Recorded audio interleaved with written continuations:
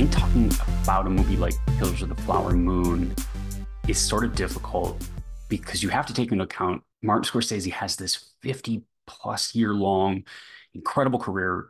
There are so many things that worked out well. The cinematography was amazing. There was a lot of incredible acting. And overall, the movie is a compelling story. So when I came out of the movie theater, it was just a strange feeling to try to grapple with the fact that I didn't love the movie. I liked the movie, but I didn't love it. And I think it really comes down to the story I thought they could have told versus the story they did tell.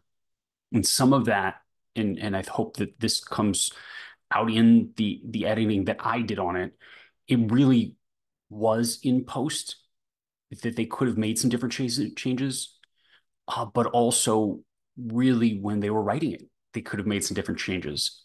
The stories that I've heard and put together through interviews are basically that the novel that this is based on really centers more around the FBI and the investigation of the murders in the Osage Nation.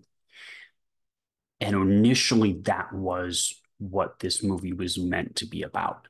And when Leonardo DiCaprio was cast in the lead, he was meant to play Tom White, the head of the FBI investigation into the murders. And for some reason, Leonardo DiCaprio decided that he did not want to play FBI agent. I don't know if he's bored of playing good guy characters or if he's played too many law enforcement types in his career at this point. But instead of recasting or convincing him otherwise, they completely rewrote the story. And in my mind, to the worse, if you weren't going to concentrate on the investigation, it could have been from the perspective of the Osage people, specifically Molly, and the sort of horror of all these people dying around you and the tragedy of it, but also not knowing where this imminent danger is coming from. And instead, they gave away the entire sense of suspense in the first 10 or 15 minutes. You know exactly what's going on, you know exactly who's doing it, and you're just sort of seeing this thing play out for 3.5 hours with no intermission. And I think that's part of the problem is they're telling this story and it ended up being 3.5 hours. And there's definitely some filler in there. I was easily able to cut about 30 minutes. And I probably could cut more, but at this point, I feel like everything that's in there has a purpose. But a 3.5 hour movie, to me, either should have been under 3 hours, or if you really want to tell a complete, compelling version of this story, make it longer. Do a 6 hour prestige miniseries. But again, the problem there is Martin Scorsese would never do that. You would never get him to direct TV at this point, even though TV is now considered, where huge actors and writers are having, huge creative freedom, to tell these amazing stories. But I don't see Martin Scorsese ever doing that. And so you end up, to me, with this very flawed in the middle kind of piece because of choices from the director and co-writer, Martin Scorsese, and because of choices by the lead, instead of recasting. And in my mind, it actually could have been way better if Leonardo DiCaprio played Tom White and Jesse Plemons played Ernest. I think that casting would have been fantastic. We didn't get that. So what I did was remove a lot of scenes between DiCaprio and De Niro in a whole subplot where DiCaprio's character does this car theft insurance scam thing that has a minor effect on the plot, but really doesn't matter that much in the end. Probably true in the story, but with all the changes they're making to the story, I don't think removing that makes that much of a difference. This vanity basically took away some of those scenes that are just giving away the tension and the plot too early. And then other scenes that were necessary for the story, just moved them to later, made some of those reveals during the investigation and during the court scenes. I'm going to try to avoid too many spoilers in this because I genuinely believe this is a better viewing experience for someone to see the first time.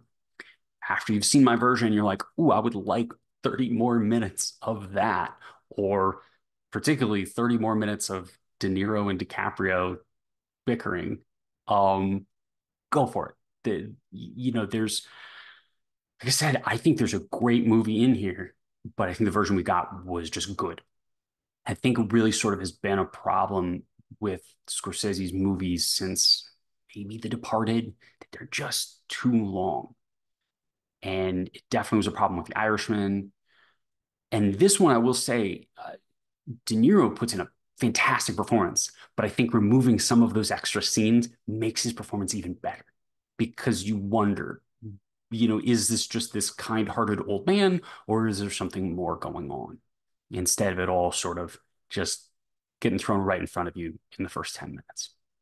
One of my major goals was really to try to center the movie around Lily Gladstone's character, Molly. It's difficult because the movie is clearly from Ernest's perspective. And so Molly does not show up a lot in the movie when it does not involve Ernest. She has a few scenes alone. So cutting out a lot of those extra scenes and trying to just keep everything of Molly's perspective that you can at least balances it. This is not really, truly Molly's movie, but at least now I would say it's somewhat equal between the characters. And I think it goes a long way to at least feeling like there is a little more balance to things. I hope everyone enjoys the edit. This one wasn't something I really initially planned to do, but as time went on and I thought about the movie, I really just decided I needed to give it a shot. I'm very happy with how it turned out. I've shown it to a few people who had not seen the movie, and I don't think they even knew that they were missing anything. And so that sort of is to me the ultimate praise. I really want this to feel like this is the movie. It's just not quite as long and a little bit better arranged. Uh, I did also redo the ending. If you've seen the movie, you know that it sort of ends with this old-timey radio play. And I thought that was interesting, but I also thought there was something off with it. It almost was sort of a no storytelling is ever 100% accurate. And so here's us playing with that with this sort of ending. I took that, at least all the material from that. So all of the where did people's lives end up after the events of the movie. And I just framed it into a sort of silent film montage. There's this silent film motif that runs throughout the entire movie. And so I just embraced that and recreated an ending that uses that silent film motif to give you that information. So I was happy with how that turned out.